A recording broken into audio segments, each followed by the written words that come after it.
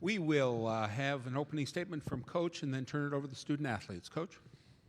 Obviously, great moment for the guys, our program, the fans. Couldn't be more proud of them. Beat a really good Dayton ball club in a tough environment. Thought Dayton played great. Coach Miller does a fantastic job, and yet our guys hung in there, and Dayton made their run. I thought our guys made some stops defensively right there that converted into offense, and again handled things well down the stretch. Guys did a great job. Proud of them. Okay, our first question is on our left side, sir. Barry Trammell with the Oklahoman. Jordan, you and Buddy, can you talk about the play where they made the steal late and the guy goes in for the layup and Buddy blocks it? Can you, Jordan, tell me what happened with the ball and then what you saw in terms of Buddy, and then Buddy, your block?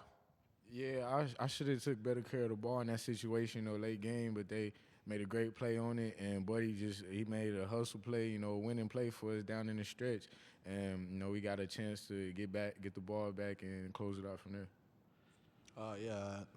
Jordan taking the blame because he's the point guard, but it's really my fault. Coach sent me set up for a long time, and I thought I was open for a little bit, but I fell him on my back, and I just should have did a better job setting up. But when the ball was stolen, I had to get back and made a play on the ball, and I said, either had to foul him, don't let him get a shot up. But I know I made a good hustle play, but he put the ball right in front of me, and I just blocked it, and turned out good, and Jordan got fouled, and he made 2 free throws to put us up 6, so it was a good deal. Question on our left side here. Jordan, when you guys are in the tournament bubble, you're obviously focused on Dayton. How much attention can you pay to the rest of the region? A 1 goes down, the 2 goes down in front of you. How aware are you guys of that situation when you go into a game? Yeah, definitely. Like in our off time, we watching all those games, and we get to see who all playing. But for the most part, we really just staying focused on our opponent and taking it one game at a time, one weekend at a time, and that's the only way you really can advance in these tournament situations. But yeah, we got a good matchup with Michigan State, and we're excited to battle it out with them. Question here in front. Norman transcript. Buddy, what were the huddles like when you were down 7 there kind of midway through the second half, and then all of a sudden the defense just goes up about 9 notches? The huddle was crazy. We was getting after each other, and we didn't play like how we wanted to play defensively, and coach, we just stick with the process, trust the process, and coach did a good job getting us together, making us together, and Tay and Ryan was speaking up, and Isaiah was speaking up, all the leaders speaking up, and we just trust each other, and shows a good sign for our team to trust each other, and we made some big plays. Frank Stepper made a big 3 when they went up 9, and we just did it together as a group, and that was fun. Left side in the middle. Yeah, Tayshaun, last part of the first half, early part of the second half, your defense was not very good. What happened there midway through the second half where you guys shut them down? I think they went 9 minutes without scoring. I think everybody just buckled down and took care of their assignments and helped each other a little bit more. I feel like there was a lot of plays where it would be like one person had to help, and the next person had to help, and that second help man was like feeling like they didn't have to. So that's when they kept on getting a lot of open shots. And I feel like we did like the little extra things that, just got us a little more stops and just being more physical through screens and stuff like that. On our right side? Yeah, Jordan, how big a factor do you think the crowd was today? Yeah, credit to them. They had a great crowd come out. But you could tell when they hit big shots, when they had threes and got off our turnovers, the crowd was going.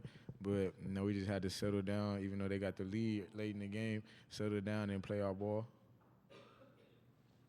Other questions? Another one on our left.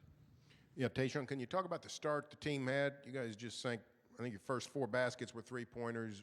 You stayed red hot. In the second half, you seemed to go more inside. Was that by plan, by design, or what exactly happened with the offense? Going inside was our plan coming in because we knew we had a little size advantage. But I felt like most of those beginning threes that we hit came off like inside, kicking it out to the wide open 3. So when we seen that happen, everybody was just like keep going inside and trying to find the open 3-man because they were doubling. But then they start switching it up, and that's when I kind of started turning over the ball. Ralph is on our right here. Ralph Russo, AP. Jordan, I think you had the big steal. You had one big steal, and then there was another steal on like back-to-back possessions. And Coach Miller was saying that was a particularly pivotal part of the game. Were you guys trying to extend the defense a little more? Was it just a matter of telegraphing a pass? Was there something that you saw? Yeah, I feel like that might have been we might have been coming out of a timeout early, and the coaches challenged us to step it up on defense because we had to get stops. And as a team, I feel like that's what we were talking about. In order for us to win the game, we had to get stops and turn it up a little bit. So yeah, I just wanted to make a play for my teammate on defense, and I feel like Frank Booker got a late steal as well, and that just helped us, get it rolling on offense too. In front on our right. Garen Emig with the Tulsa World. For all three of you guys, if you don't mind answering, did you watch Michigan State beat Virginia earlier? And if so, what were your impressions of that game? Let's start with Jordan, and we'll go to our left. Yeah, I did. I got to catch some of it, and I feel like they're a great defensive team, well-coached team, and they play solid. So I feel like it's going to be a good challenge for us, but we got to come out and play our ball no matter who we was playing, Michigan State or Virginia. We just got to play the best ball we can play. Yeah, like Jordan said, I kind of agree with that. I watched a couple of the games. A couple of the end of that little game, and I just seen a lot of energy. Michigan State playing with a lot of energy, and they kind of took the energy away from Virginia. And I feel like if we let them do that, they'll probably do the same thing. So we have to make sure that we stay together as a team and just keep fighting with each other. What Tayshaun said. Okay, any other questions? We'll dismiss the student athletes. Thank you, guys.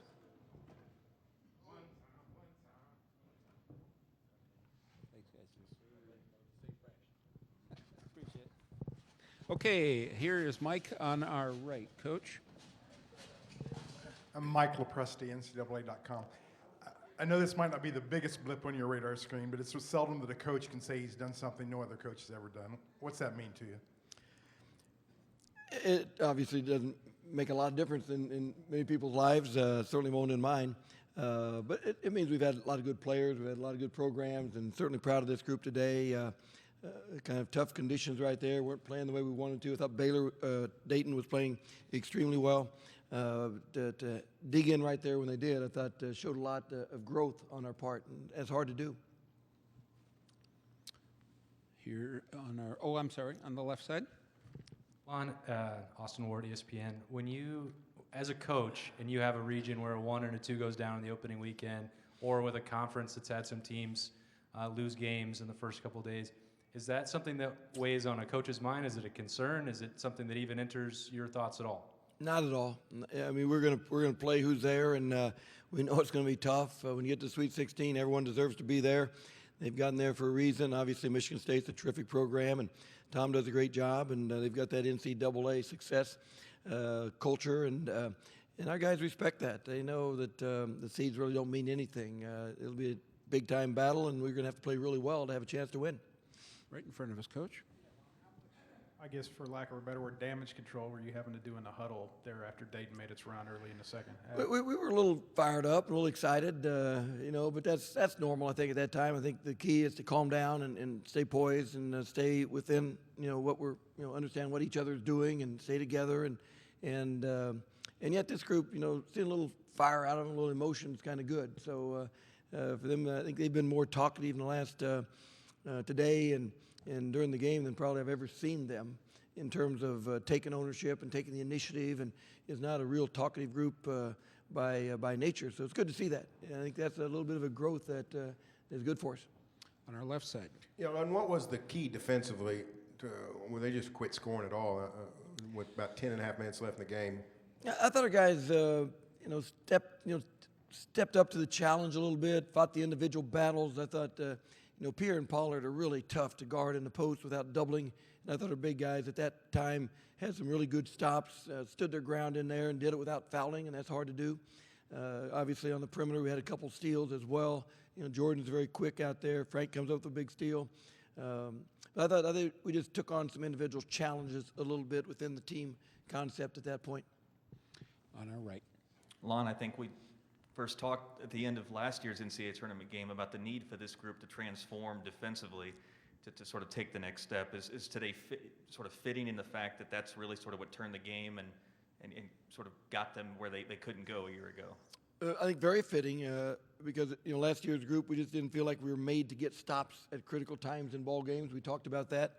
we could score, but we and obviously at a critical time in this game, our guys come together and make several stops back to back.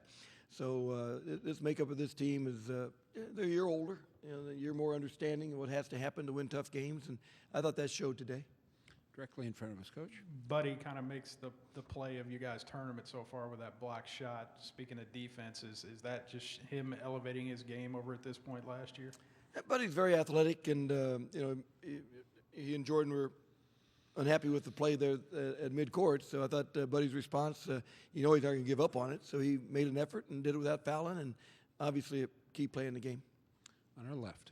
Yeah, Lauren, last part of the first half, early second half, your offense wasn't very good, but you scored on 6 or 7 possessions after you got down 9, got back in the game. What happened offensively to get you back sort of in gear? A little bit like what happened defensively in terms of being a little stronger with the ball, being a little bit more aggressive on the attack, reading, seeing the defense, finishing the opportunity. You got to compete as hard. Sometimes we talk about competing hard on the defensive end. We have to do the same thing on the offensive end. I thought we competed a little bit better for the result right there during that stretch. Other questions? Coach, congratulations. Good luck next week. Thanks very much.